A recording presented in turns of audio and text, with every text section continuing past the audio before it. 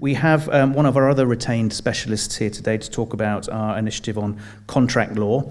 For those of you who don't know, standard terms and conditions of sale, terms and conditions of purchase, and some contracts for longer periods are all available on the Sheep Plant Association, and the gentleman who wrote those is here to share a little bit of information with us now. So if you put your hands together for Ian Grimley, please. Thank you.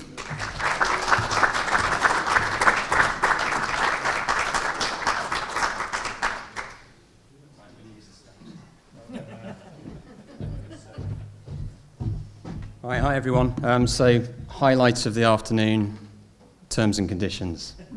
Tim said talk about it for 10 minutes. I'm hopefully going to do it in 2 to spare you all. Right. That's wrong. I need to go that way. Have I got this upside down? Oh, bloody hell. Right, I'm regretting that now because I didn't realise the screen was going to be quite this big. But that's us. We've done this for a few years now. Roxburgh Milkins, we're corporate and commercial lawyers based in Bristol. And that's quite scary, sorry. So look, really quickly, it's mainly to remind you that they're there and that just try and use them. Unlike Luke, my phone is covered in cobwebs.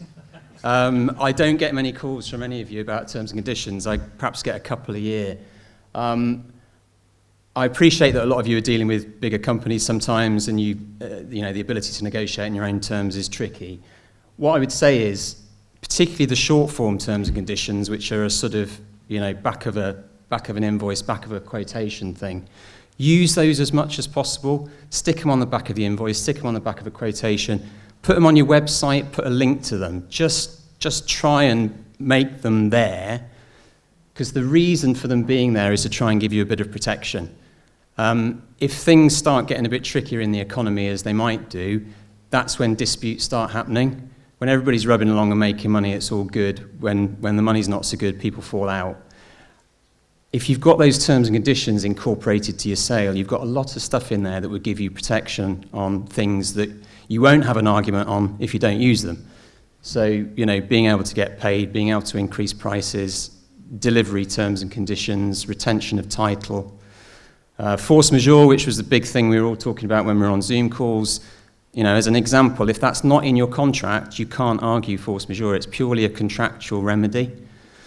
So just use them. And even if they're just on the website, it might give you, at least if you get into a dispute, you can say, well, they were on the website, we drew your attention to them, and you can try and have some of those arguments.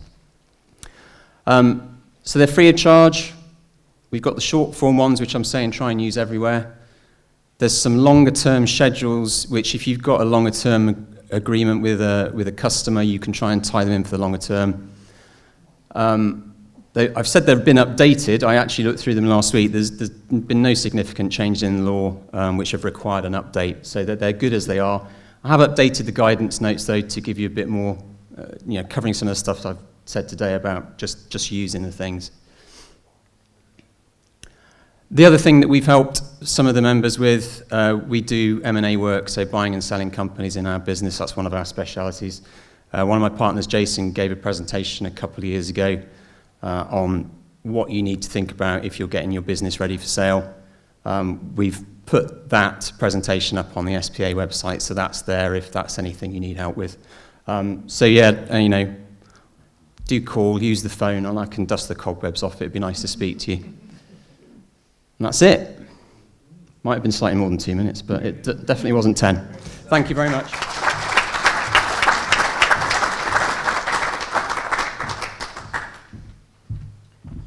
Interestingly, that was our first initiative. When I was a vice chair about 25 years ago, we thought, wouldn't it be great to have some terms and conditions of sale? So that was our first initiative. So good to see it going so well. Well done.